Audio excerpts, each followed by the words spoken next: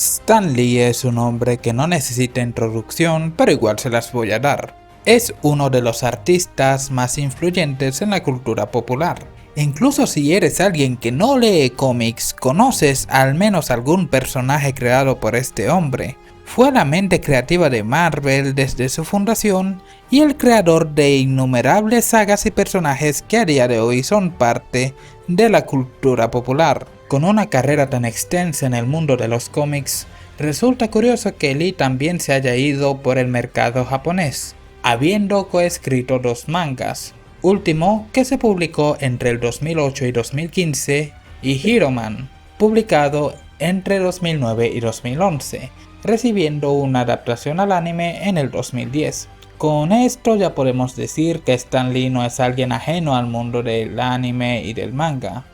Y todo esto lo digo sin contar las otras adaptaciones al anime de distintas franquicias de Marvel, pero eso ya sería una relación más indirecta. Con todo esto dicho, vamos a la historia que nos compete hoy. La historia de un anime hecho por Stan Lee, y que fue una historia tan, pero tan intrascendente, que literalmente nadie volvió a hablar de esa serie después de que terminó. Sin más dilación, comenzó el video.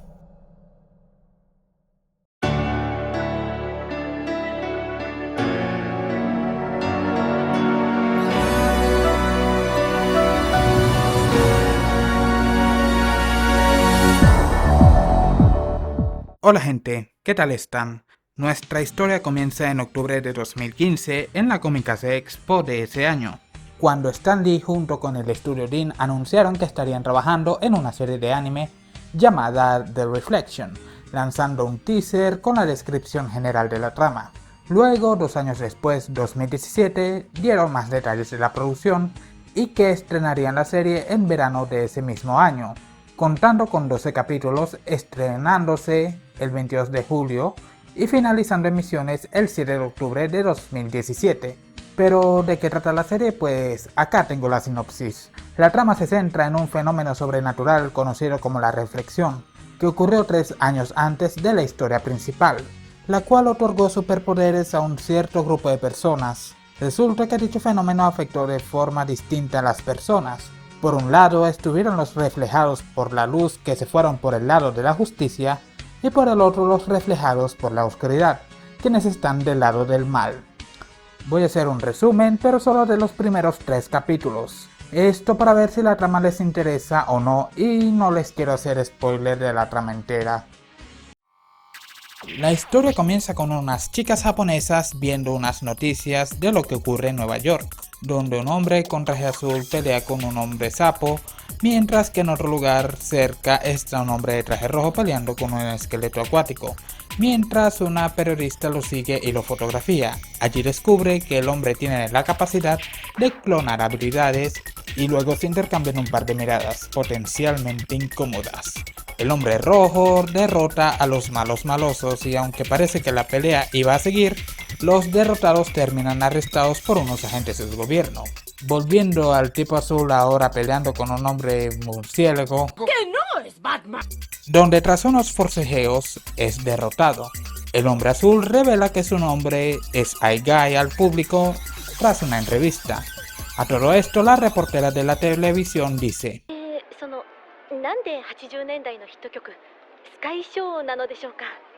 esto definitivamente no es foreshadowing.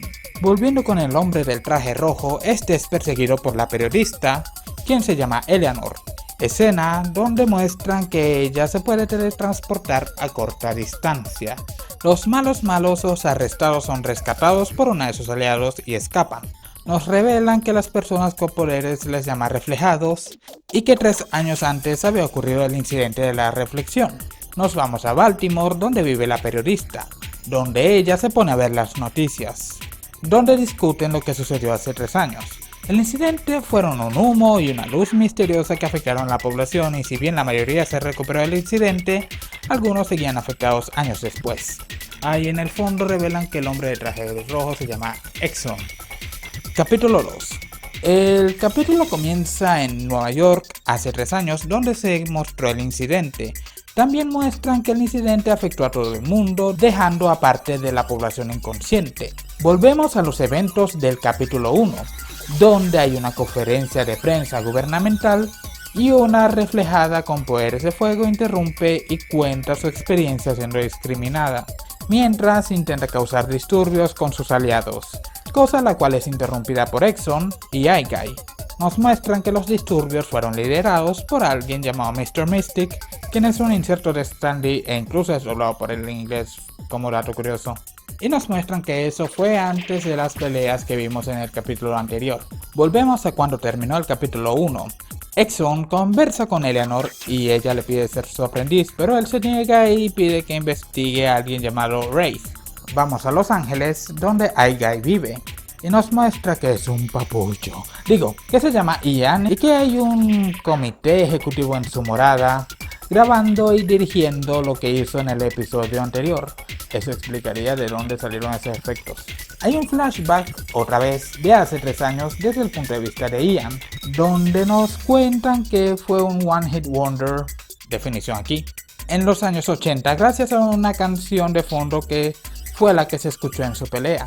Ahora Ian es un cuarentón alcohólico que vive de su gloria pasada. Cualquier parecido con otro superhéroe que hizo Stan Lee es pura coincidencia, quien para bien o para mal tras el incidente obtuvo un poder de usar su voz como arma al cantar, lo cual impide que pueda ser cantante en el sentido tradicional, pero por lo menos puede actuar como superhéroe, lo que está haciendo ahora. Momentos después nos muestran a los villanos hablando de cómo les afectaba el incidente, dependiendo si afectaba el humo o la luz, y que su plan es atraer a tantos reflejados como les sea posible para que se unan a ellos. El capítulo 2 termina con Eleanor investigando a Wraith, pero no encuentra mucha información, al igual que yo intentando investigar de esta serie porque nadie habla de esta wea y yo soy uno de los pocos que se dedicó a investigar, y esto es realmente frustrante porque tampoco es que alguien se haya dedicado a resumir los episodios y yo solamente voy a resumir los primeros 3 porque la mayoría de la gente no le va a importar esta serie para un carajo. Y volvemos con un vistazo a las colegialas que vimos en el episodio 1. Capítulo 3.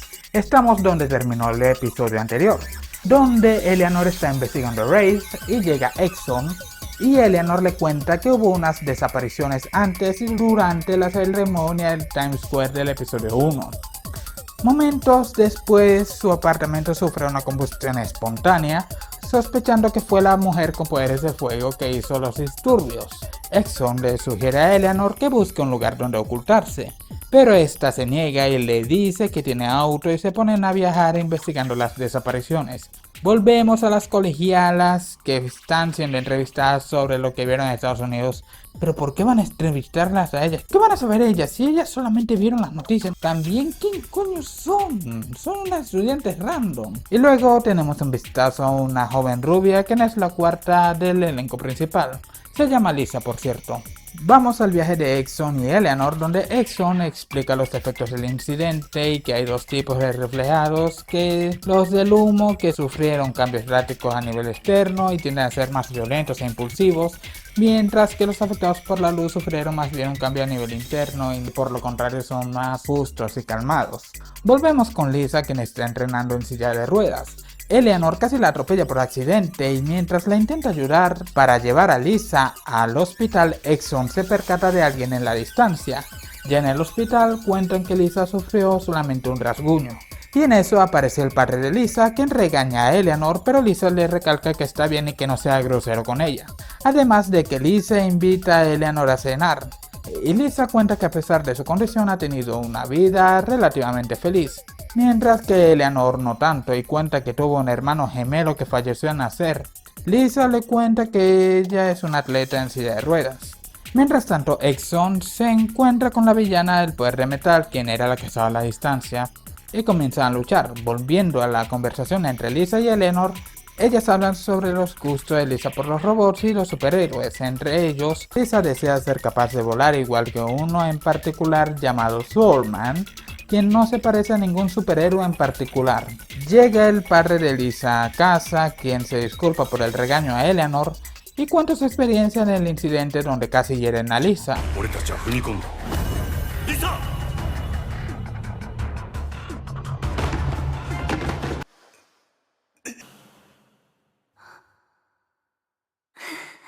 Luego discute con su hija por lo que es capaz de hacer o no y Eleanor se va. あんたのことも疑って。やめて。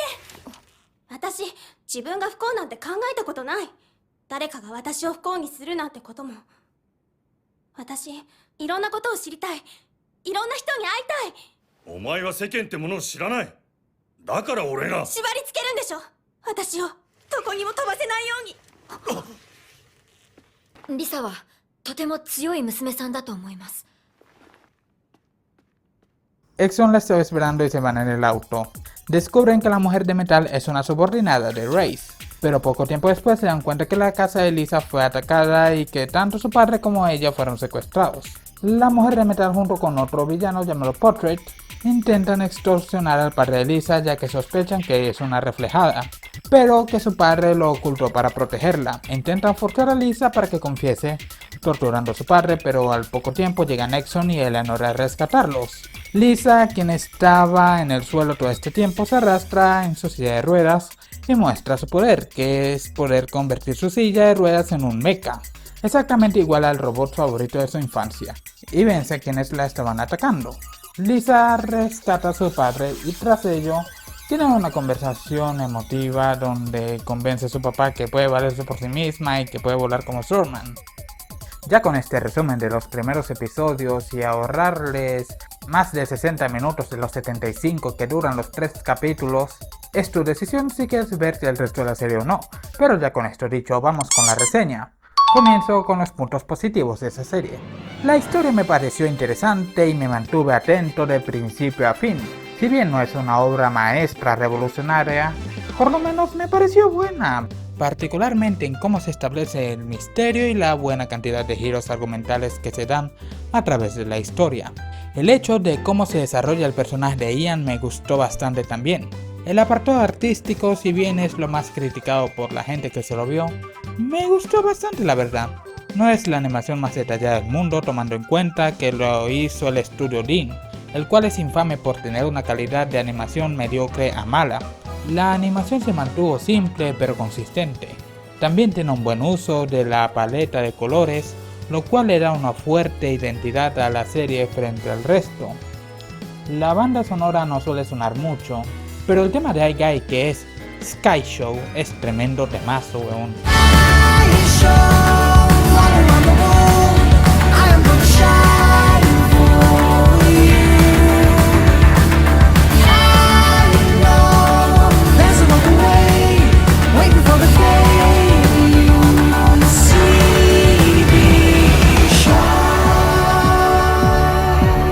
Al igual que el ending está bastante bien.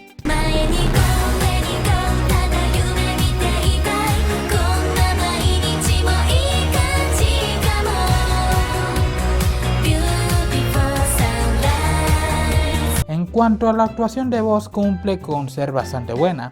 En el elenco principal se encuentran voces reconocidas como Shinichiro Miki como la voz de Exxon y Marilla Ise como la voz de Eleanor, mientras que Ian y Lisa tienen actores de voz más de nicho. En cuanto a los puntos negativos de la serie, pues el mayor problema de esta serie es que la trama avanza demasiado lento. Sí, es una serie de 12 capítulos de 25 minutos cada uno y parece como si se hubiese forzado a que dure eso. No es que una trama lenta sea malo de por sí, e incluso sería justificable en ciertos géneros, pero acá, siendo una serie de acción que es en teoría, llega a haber momentos donde o la acción se extiende demasiado o llega a haber más de 20 segundos en los que no pasa absolutamente nada. Un par de elipsis no le harían daño a esta serie, por favor. También pasa que para el tiempo que Eleanor y Exxon pasan en la pantalla son los personajes que menos desarrollo de personaje tienen. Particularmente este último, parece que está ahí en la historia solo para avanzar la trama, porque fuera de eso y que tiene la capacidad de luchar, funciona más que todo como un Deus Ex Machina y que la historia literalmente no te cuenta nada de él. Es alguien que si bien se muestra misterioso, realmente todo termina siendo para nada. Está solamente como plot armor de Eleanor, ya que en combate su habilidad es poco útil. No se sabe nada de su pasado, de sus motivaciones o por qué siquiera está ahí. Cuando su descripción es literalmente tu habilidad, entonces tienes un personaje plano y sin gracia. Tampoco es que los demás sean los personajes más complejos, pero por lo menos todos tienen una razón por la que luchar y tienen arcos de personaje.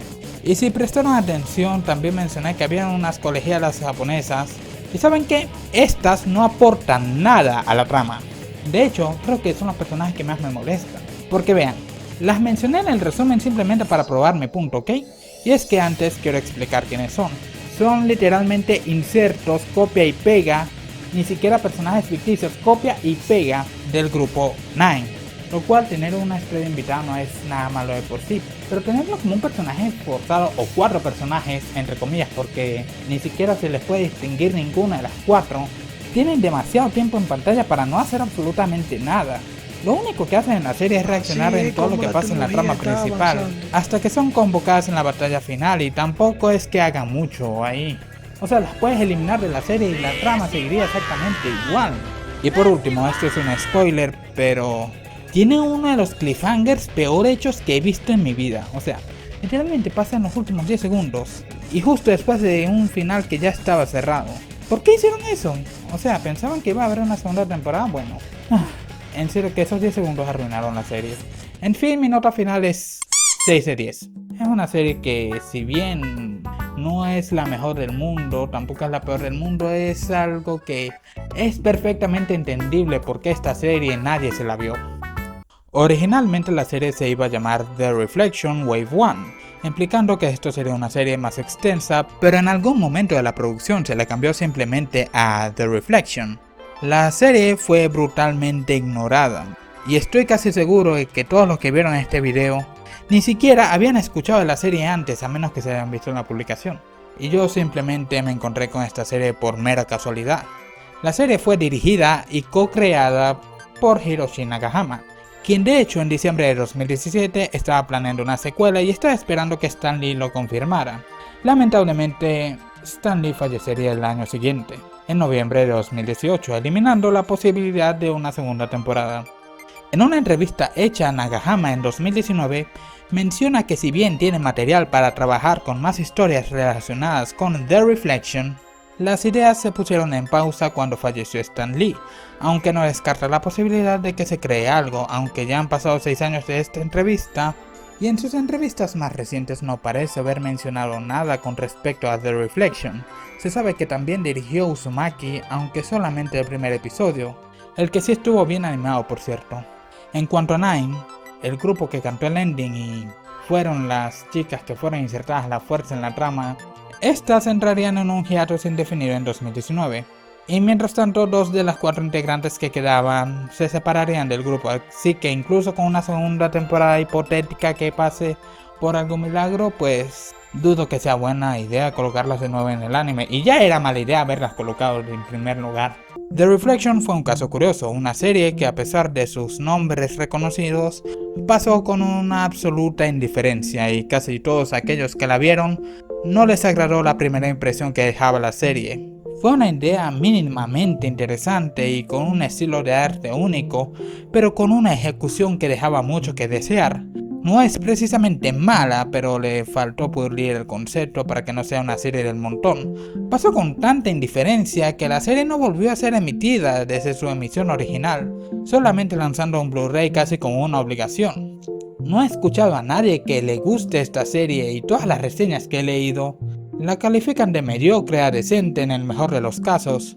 Una serie que terminó en el abismo de las series que nadie habla, que es tan irrelevante que ni siquiera tiene su propio fandom, ni un subreddit todo abandonado, ni su propia wiki, ni siquiera alguien que se haya dedicado a hacerle un resumen.